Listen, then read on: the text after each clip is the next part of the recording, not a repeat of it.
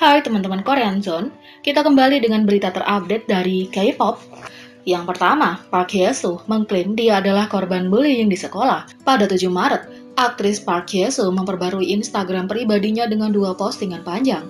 Secara pribadi membahas rumor bahwa dia telah menjadi pelaku kekerasan di sekolah. Dia menulis, "Halo, ini Park Hye-soo. Saya minta maaf karena butuh waktu lama untuk membuka diri. Saya terus menulis dan menghapus postingan yang saya tulis berkali-kali. Saya berdiri karena saya percaya semuanya akan berlalu karena itu tidak benar. Tapi kebohongan terus berkembang biak, lebih banyak kebohongan dan menyakitkan melihat beberapa gambar yang tidak berhubungan dengan kebenaran disajikan sebagai bukti. Membuat klaim palsu menjadi prasangka yang sulit untuk saya hapus. Saya tahu bahwa banyak orang telah menunggu saya untuk berbagi cerita dari sisi saya. Namun demikian, saya tidak mendapatkan kepercayaan diri lebih awal karena saya percaya kata-kata saya tidak akan berpengaruh terhadap bias yang terbentuk. Saya akhirnya memutuskan untuk membagikan postingan ini hanya setelah melihat orang-orang tidak akan menerima kebenaran sebagai kebenaran.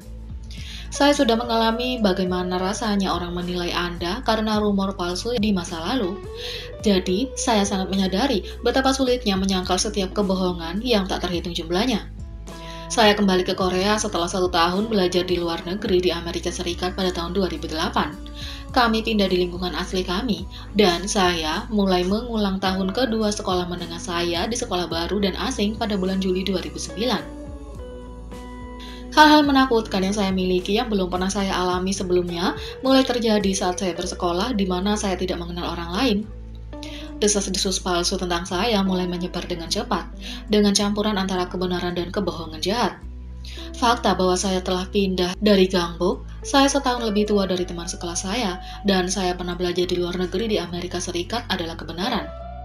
Tetapi, rumor seperti saya pergi ke Amerika Serikat untuk aborsi, atau bahwa saya harus mengulang kelas atas perilaku buruk saya di lingkungan lama saya mulai mengikuti saya seolah-olah itu benar. Setiap pergi, saya bangun untuk menerima SMS berisi kutukan dan pelecehan. Meskipun saya hanya membagikan nomor telepon saya kepada 2 hingga 3 orang. Saya ingat memeriksa ponsel saya segera setelah saya bangun dengan jantung berdebar kencang dan menangis tanpa suara agar orang tua saya tidak menyadarinya. Itu adalah waktu yang sulit bagi saya, karena saya adalah seorang siswa biasa yang dicintai oleh teman dan guru di sekolah lama saya. Sangat menyakitkan bagi saya untuk tidak tahu siapa yang harus disalahkan dan mengapa saya, yang pernah bahagia di sekolah, menjadi sasaran perlakuan semacam ini di lingkungan baru. Sulit untuk menahan perundungan yang terjadi tanpa alasan, tetapi saya tidak bisa memberitahu orang tua saya karena mereka pindah demi pendidikan saya, jadi saya menderita sendirian. Penindasan menjadi semakin buruk. Hal-hal seperti membalik nampan makan siang untuk menodai seragam saya dan mendorong saya di lorong atau mengutuk di belakang punggung saya terjadi. Saya akan didorong di lorong tahun ketiga di depan banyak orang yang menonton, hanya karena mereka tidak menyukai penampilan saya. Aku diberitahu, aku hanya ingin memukulmu. Aku akan memukulmu bahkan jika kamu di tahun ketiga. Namun, saya tidak menahan situasi itu karena ada beberapa teman baik yang menghubungi saya. Saya bisa membuat kehidupan sekolah saya lebih baik berkat mereka, yang melihat dan menyukai saya apapun rumornya. Tapi, saya harus menjalani terapi selama 3 tahun karena luka yang belum sembuh dari bullying. Sesi terapi rutin membantu saya mengatasi bekas luka ini, dan saya bisa mengarahkan kepala saya langsung dari rasa benci pada diri sendiri. Korban yang diduga adalah orang yang membalik nampan makan saya dan dimaki ketika saya pertama kali dipindahkan. Kami menjadi teman saat kami di tahun ketiga, selama kami berteman, dan bahkan hingga tahun ini, setelah kami berhenti berbicara satu sama lain, saya menganggap apa yang terjadi antara kami sebagai bagian dari persahabatan masa kanak-kanak. Mengambil ini di hadapan hukum sekarang tidak dapat dihindari, tetapi sangat menyakitkan bagi saya untuk memikirkan bagaimana keadaan antara saya dan seseorang yang pernah menjadi teman saya. Teman-teman orang itu datang ke akun Instagram dan meninggalkan komentar penuh kebohongan. Posting anonim yang beredar di internet juga berasal dari tangkapan layar yang diambil dari Instagram.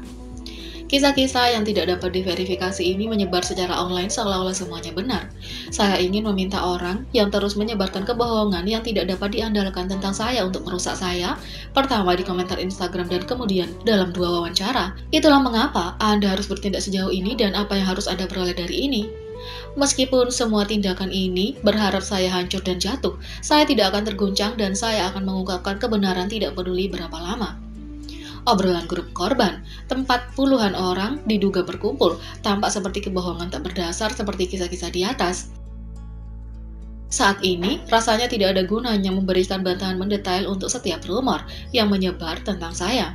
Tapi, kami akan mengambil tindakan mulai sekarang tanpa menunggu atau negosiasi. Melalui kejadian ini, saya telah menghadapi diri saya yang lebih muda, yang terluka, yang telah bersembunyi jauh di dalam pikiran saya. Seandainya saya memiliki pikiran yang menempatkan saya di mata publik, saya mungkin juga ingin berbagi kenangan buruk saya dengan orang lain. Namun, saya ingin mengingatkan pada Anda bahwa tuduhan palsu dan kritik gegabah yang diakibatkan oleh klaim tersebut juga merupakan serangan terhadap seseorang. Saya memiliki laporan rinci tentang kesalahan masa lalu yang dibuat oleh mereka yang mengaku sebagai korban. Tetapi, saya tidak ingin mempublikasikannya karena saya yakin itu juga salah satu bentuk penyerangan. Saya dengan tulus minta maaf kepada KBS dan semua staf pemeran dan kru Dear M yang terpengaruh oleh kontroversi saya. Saya juga berterima kasih kepada mereka yang terus mendukung saya meskipun saya tidak dapat berbicara lebih awal. Terima kasih kepada Anda, saya dapat memeriksa situasinya dan mempersiapkan langkah selanjutnya meskipun dalam situasi yang menyakitkan. Bahkan jika itu membutuhkan waktu lama, saya percaya bahwa kebenaran perlahan-lahan akan terungkap. Dan semua ini juga akan berlalu. Saya memohon untuk melihat kebenaran sebagai kebenaran di masa depan. Ini adalah posting yang sangat panjang. Terima kasih telah membaca. Tulis Pak Yesu.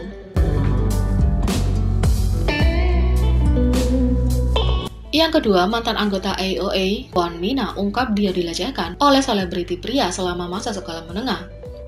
Mantan anggota AOA, Kwon Mina, mengungkapkan bahwa dia dilecehkan oleh selebriti pria pada masa sekolah menengahnya. Kwon Mina mengadakan siaran Instagram Live yang panjang, dan selama itu, dia membuka tentang masa lalunya yang sulit yang dimulai di sekolah dasar dan berlangsung selama masa sekolahnya. Sejak sekolah dasar, keadaan keluarga saya menjadi sulit. Jadi, begitu saya menjadi siswa sekolah menengah, saya harus bekerja untuk mendapatkan uang. Saya memiliki lebih banyak pekerjaan paruh waktu daripada hari-hari saya bersekolah. Akhirnya, saya harus putus sekolah dan mengambil GAD. Saya dianggap lulusan sekolah menengah, tetapi saya tenggelam dalam kehidupan trainee saya saat itu, kata Kwon Mina. Dia kemudian berbagi cerita tentang bagaimana dia diserang secara fisik setelah dibujuk ke lokasi yang terisolasi. Suatu kali, seorang teman memberitahu saya bahwa dia akan pergi ke suatu tempat, dan saya khawatir dan berusaha menghentikannya pergi, tetapi akhirnya saya menemaninya. Tetapi ketika saya sampai di rumah kosong, seorang anak laki-laki yang 1 tahun lebih tua dari saya memukul kepala saya dengan botol bir, dan kemudian mulai menendang saya. Saya terus dipukul dan ada beberapa siswa laki-laki lain di belakang ruangan. Dia sangat terkenal di lingkungan itu. Jika Anda mendengar namanya, Anda tahu siapa dia. Saya masih ingat nama dan wajahnya, kata Kwon Mina. Akhirnya, dia juga mengakui bagaimana dia dilecehkan secara seksual oleh seorang senior laki-laki yang sekarang menjadi selebriti terkenal. Jika saya membagikan namanya, itu adalah selebriti yang pasti Anda kenal. Saya sangat marah setelah penyerangan seksual. Saya tidak bisa berjalan dengan baik setelah penyerangan.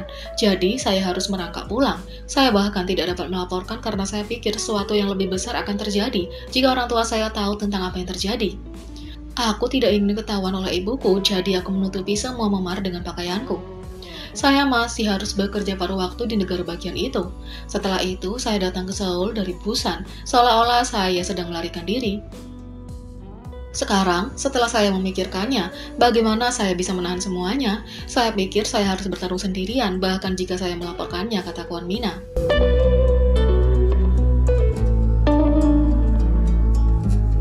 Yang ketiga, Billboard memilih BTS sebagai bintang pop terbesar tahun 2020. Outlet media Amerika memilih bintang pop terbesar sepanjang tahun sejak 1981. Daftar artis untuk semua tahun ini adalah Blondie, John Sugar, Mellencamp, Michael Jackson, Prince, Madonna, Whitney Houston, Bon Jovi, dan lain sebagainya. Dan akhirnya pada tahun 2020, BTS.